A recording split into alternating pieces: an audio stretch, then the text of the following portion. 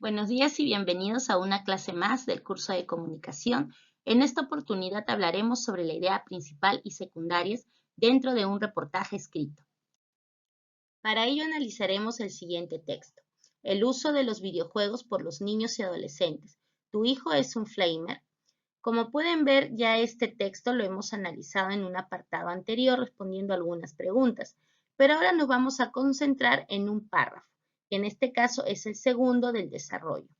Dice, la palabra flamer significa lanzallamas en inglés, pero en nuestra metrópoli los videojuegos tienen una connotación totalmente diferente. Se denomina flamer a un jugador que lanza mensajes deliberadamente hostiles y sin ningún propósito constructivo. Se trata de un tipo de jugador considerado tóxico y que usualmente es llamado troll.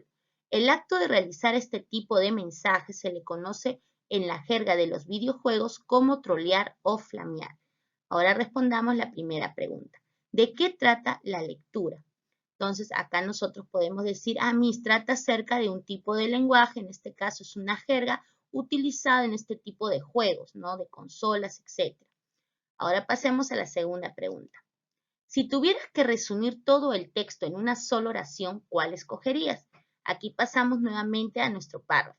La palabra flamer significa lanzallamas en inglés. Bueno, ahí te estás simplemente diciendo lo que literal significa la palabra.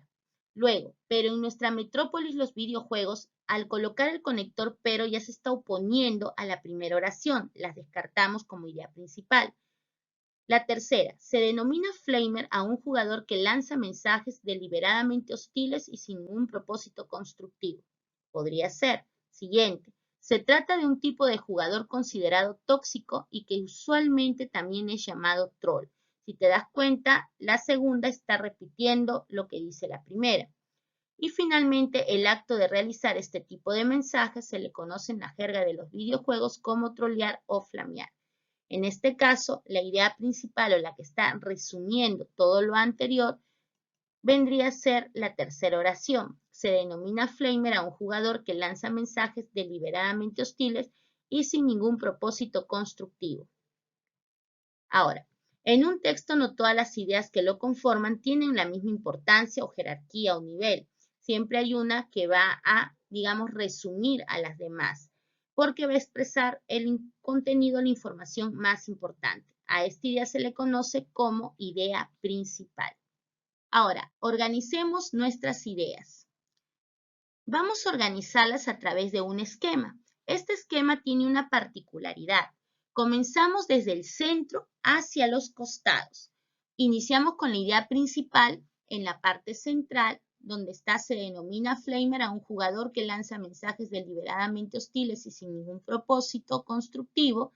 Y a los costados van a ir ideas secundarias. No te olvides también colocarle alguna imagen. Luego en las ideas secundarias, ahí las tenemos, todas ellas que están rodeando a la idea principal, ya que la están de repente explicando, ejemplificando, etc.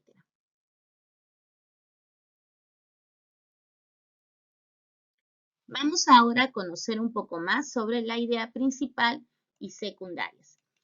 ¿Qué es la idea principal? Nos dice que es la idea que va a condensar el significado más importante de tu texto o de tu párrafo y no puede ser eliminada ni suprimida porque carecería de significado o de sentido, ya sea tu texto en sí o el párrafo que estás analizando. La pregunta que te va a ayudar a identificar va a ser, ¿de qué trata mi párrafo?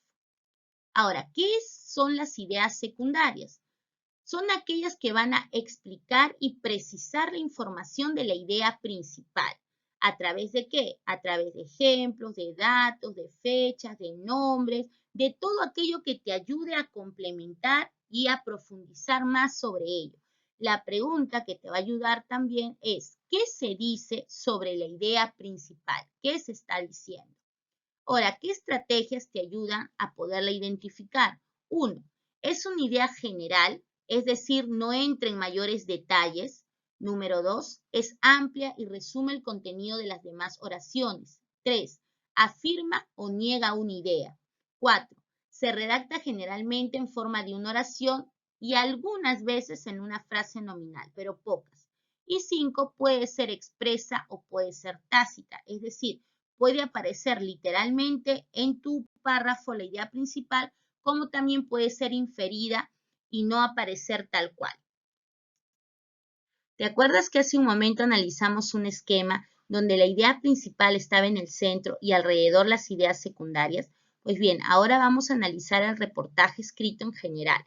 Vamos a comenzar desde el título y vamos a ver cómo va a abrirse hacia lo que es el tema, los subtemas, la estructura en este caso y la finalidad.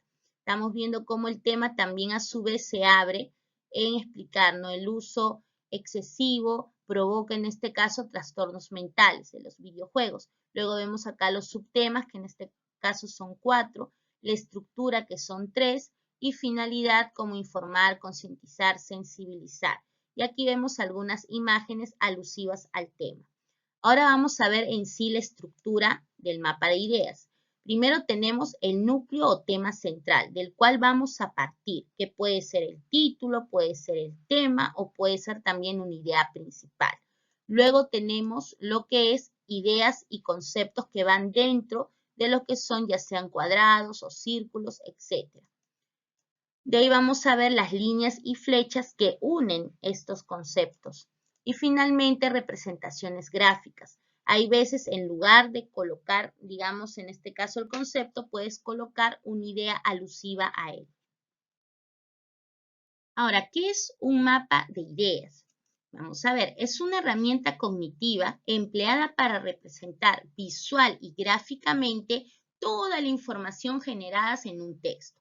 Ahora, ¿cuál es su finalidad o importancia? Te ayuda a extraer información relevante, a memorizar también como una técnica de estudio y comprender lo que estás leyendo. Los pasos. 1, debe tener solo ideas claves o imágenes, no debe haber tanto, digamos, tanta información dentro de, o imágenes también, colocar la idea en el centro, la principal, el título, ya sea el tema, generar una lluvia de ideas alrededor del mismo, distribuirlas, utilizar líneas y flechas para relacionar el tema central con los subtemas que van a ir alrededor, y cada idea o tema debe estar dentro de un círculo o de un cuadrado. Características: 1, que el tema o la idea principal se debe ubicar al centro y los conceptos relacionados deben estar alrededor de ellos, ya sean como temas, subtemas o como idea principal o ideas secundarias. Ahora, vamos a analizar las palabras que están resaltadas en este texto. Es la continuación del mismo. Dice, ¿qué palabras denotan un comportamiento inadecuado de los adolescentes en los videojuegos? Entonces, dentro de estos dos párrafos hay unas palabritas como protagonistas, biblioteca, psicólogo, taquicardia, apatía y neuralgia. ¿Qué significado tendrán o qué tienen de común estas palabras? Por ejemplo, tenemos protagonista, acá está resaltado pro. Si buscas en el diccionario, digamos, el significado de pro, te vas a encontrar con que es una raíz latina. ¿Te acuerdas cuando estabas de repente en primaria y te decían la raíz, por ejemplo, de florería, ¿no? O florero. Entonces tú te quedabas solamente con flor y el resto, los sufijos en este caso, eran lo que seguían a las raíces. Aquí es algo similar, ¿no? Pros tiene el significado de primero, ir adelante de. Entonces también va a tener ahí el significado de esa raíz. Biblioteca. Biblio también, si lo buscas el significado, significa libro. Y teca significa armario o caja, igual como gonista significa luchador. Estos son raíces griegas. Ahora, psicólogo. Psico viene de actividad mental, de alma también, y logos, ya lo sabes, de estudio. Taquicardia, que hay veces no se acelera los latidos del corazón. Taqui viene de rapidez, de velocidad, y cardio de corazón. Luego, apatía, neuralgia. Neur, ya tú pensarás neuronas, ¿no? Inmediatamente se te viene eso. Nervio. Algia significa dolor. Apatía significa la A, negación. Y patía significa sentimientos. Entonces, más o menos tú sacas ahí un significado de la palabra completa. Todas estas raíces se les va a llamar raíces griegas. Y el día de hoy vamos a conocer un poco más sobre ellas. Ahora, acá tenemos, ¿qué son las raíces griegas? son una parte irreductible de una palabra, o sea, no puedes reducirla más, ya es lo mínimo, digamos así, de una palabra de la cual proceden otras más. La raíz se refiere siempre a la lengua originaria y a sus antepasados. ¿Cuál es la importancia? Sirven de base para la formación o construcción de palabras nuevas. Nos permite conocer también el significado de las palabras. Mira, a pesar que quizás no conozcas taquicardia, tú puedes de alguna manera entender taqui, viene de velocidad o rapidez, cardio de corazón. Entonces, inmediatamente haces una relación y sacas el significado de la palabra. Entonces, te ayuda a ello, pero también te ayuda a formar nuevas palabras. Ahora, algunos ejemplos. Tenemos acá, bueno, los que hemos visto, protagonistas, taquicardias, la raíz griega es pro, taqui también, significa primero, rápido. El significado de la palabra ya completa, ¿no? En este caso, protagonista significa personaje principal. Taquicardia significa aceleración de los latidos. Entonces, otras palabras con la misma raíz, podríamos decir, por ejemplo, próspero, podríamos decir taquigrafía, escribir rápido, etc. Ahora, vamos a completar el siguiente párrafo. Como ves, aquí le faltan algunas palabritas. Tiene reside, como hemos querido mostrar al principio, en que el mundo de los videojuegos cuenta con una jerga propia en la que los niños y adolescentes son los. Ahora, tenemos que buscar una alternativa. Si se te presentara un texto así, tienes que tratar de buscar la coherencia y la lógica, darle un sentido al texto. Entonces tú vas a probar con las alternativas, es decir, el enfermo reside, como hemos querido mostrar al principio, en que el mundo de los videojuegos, como que no va enfermo, ¿no? Cuenta con una jerga propia en la que los niños y adolescentes son los vulnerados, o podría ser el trastorno reside, como hemos querido mostrar al principio, en que el mundo de los videojuegos, y de esa manera vas a ir tratando de poner la lógica, la coherencia, y al final te vas a quedar, ¿no? Por ejemplo, el problema reside, como hemos querido mostrar al principio, en que el mundo de los videojuegos cuenta con una jerga propia, en la que los niños y adolescentes son los protagonistas. Entonces, la alternativa correcta será, en este caso, la número 3. Las oraciones incompletas, recordemos, nos permiten medir la habilidad para construir oraciones y entender el sentido de ellas.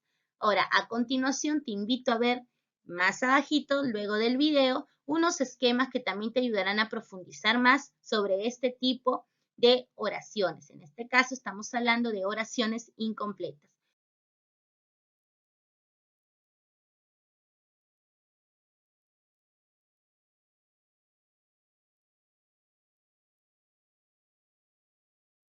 Nuevamente, chicos, fue un gusto estar con ustedes. Espero que hayan podido comprender y si les quedó alguna duda, se la hacen también presente a su docente para que los pueda ayudar.